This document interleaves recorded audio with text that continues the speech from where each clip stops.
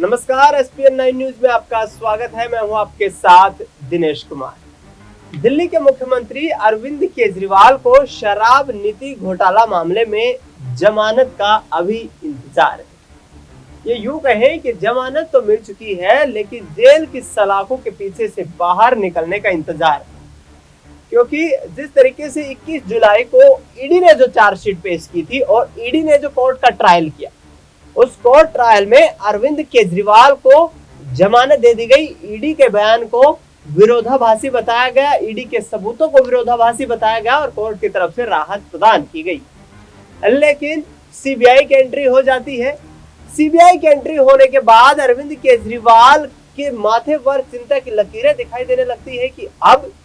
इस पूरे जो ये मायाजाल है, जो ये कार्रवाई है, इससे कैसे निपटा जाए। ईडी की तरफ से एक जो राहत मिली थी, अब सीबीआई की एंट्री होने के बाद अरविंद केजरीवाल के लिए फिर से वो मुश्किलों का दौर शुरू हो चुका था कि अब सीबीआई शुरुआत से इस पूरे मामले को ट्रायल में लेगी और कितने लंबे वक्त तक ये मामला चलेगा, तब तक अरविंद केजरीवाल को जेल की सलाखों के पीछे रहना पड़ेगा। लेकिन आज सुनवाई के दौरान सीबीआई ने कोर्ट से और अधिक वक्त मांगा है और ऐसे में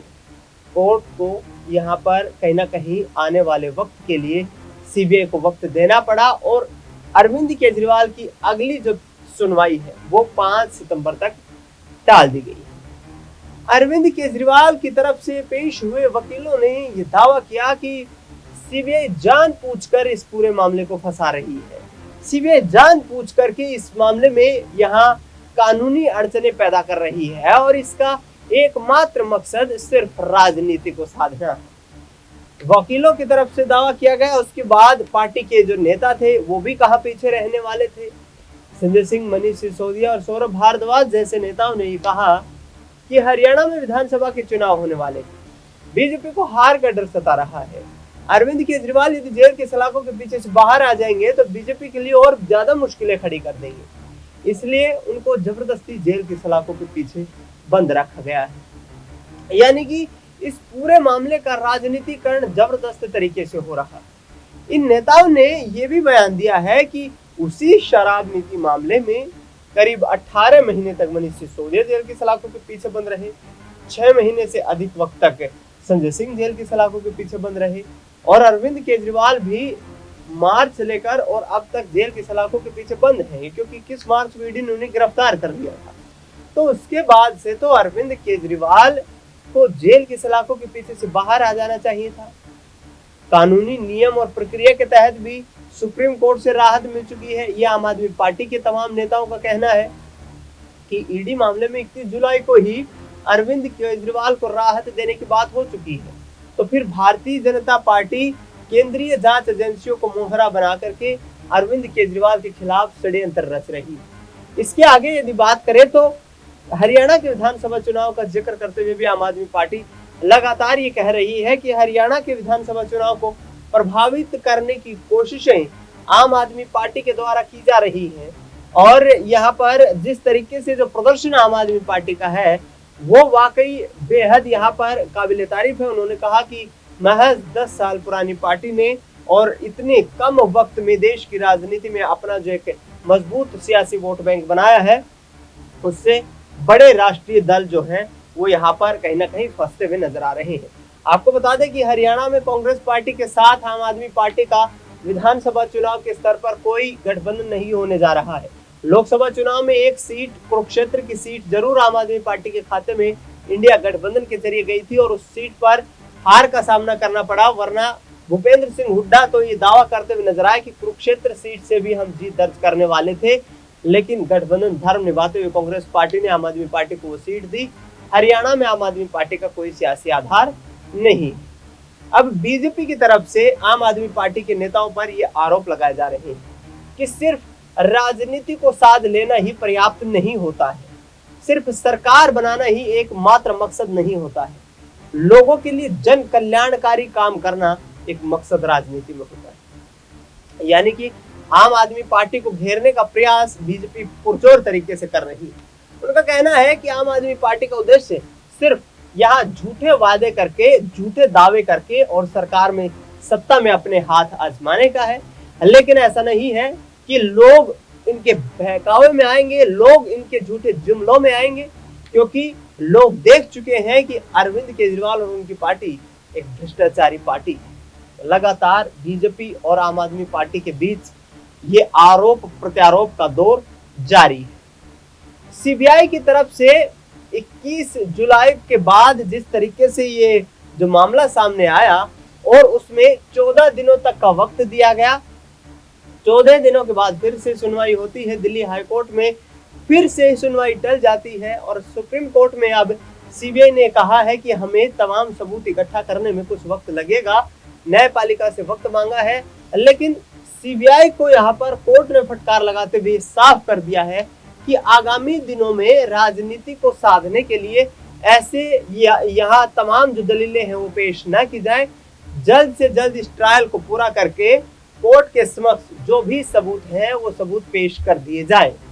यानी कि कोर्ट भी कहीं ना कहीं इस पूरे मामले पर विश्वसनीयता न्यायपालिका की बनाना चाहता है। न्यायपालिका की विश्वसनीयता पर सवाल इसलिए भी खड़े हो रहे हैं क्योंकि अरविंद केजरीवाल वो सूत्रधार नहीं दिखाई देते हैं इस शराब नीति घोटाले के, जो कि यहाँ पर मनीष सिसोदिया और संजय सिंह को बेल मिल जाती है, क्योंकि अरविंद केजरीवाल के खिलाफ तो आम आदमी पार्टी के नेताओं और अरविंद केजरीवाल के वकीलों का ये दावा है कि प्रत्यक्षदर्शी कोई बयान सामने नहीं आया किसी व्यक्ति का।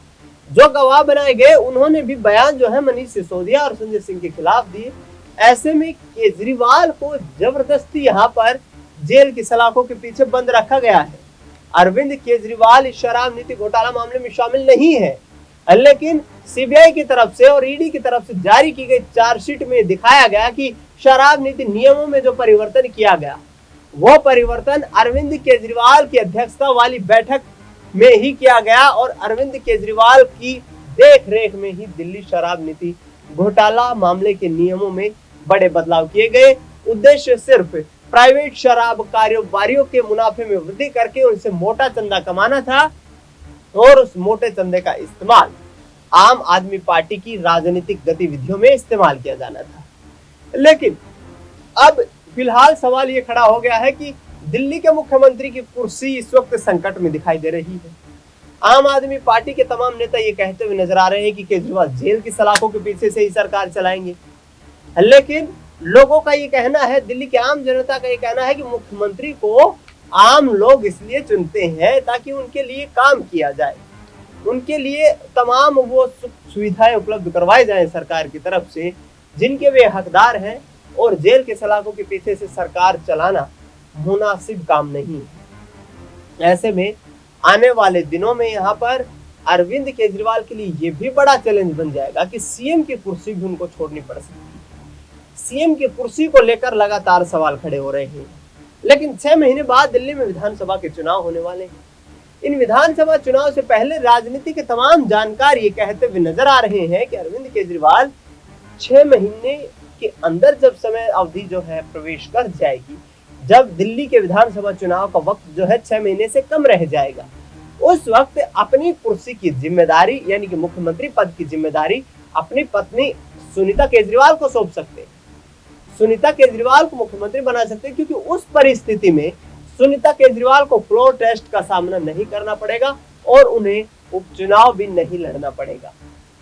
क्योंकि ये कानूनी प्रावधान है, संवैधानिक प्रक्रिया है कि कोई मुख्यमंत्री यदि मुख्यमंत्री पद की शपथ लेता है तो उसे शपथ लेने के 6 महीने के दौरान में मुख्यमंत्री पर बने रहने या विधायक बने रहने के लिए कोई चुनाव लड़ना होता है या फिर फ्लोर टेस्ट का सामना करना पड़ता है। और फ्लोर टेस्ट का सामना वह तभी करता है जब सदन का हिस्सा होता है। तो ऐसे में आने वाले वक्त की राजनीति को साधने के लिए आम आदमी पार्टी तमाम ताने बाने बुनती हुई नजर आ रही है। चौथी बार दिल्ली में सरकार बनाने के दावे पेश किए जा रहे हैं और ये कहा जा रहा है कि जल्द ही आम आदमी पार्टी बड़ा बाउंस बैक करते हुए इन तमाम जो षड्यंत्र हैं इनका पर्दाफाश करती हुई नजर आएगी। अब देखना ये होगा कि आखिरकार किस तरीके से राजनीतिक रणनीतियां बनाई जाती हैं, किस तरीके से आम आदमी पार्टी के नेता इस पूरे पॉलिटिकल क्राइसिस को मैनेज करते हुए नजर आते हैं और किस तरीके से दिल्ली की राजनीति में एक बड़ा परिवर्तन देखने को मिलता है। क्या आम आदमी पार्टी एक बार फिर से बड़ा बाउंस बैक करती हुई नजर आने वाली है। फिलहाल इस खास कार्यक्रम में इतना ही। देश दुनिया की तमाम बड़ी खबरों के लिए आप देखते रहिए SPN 9 न्यूज।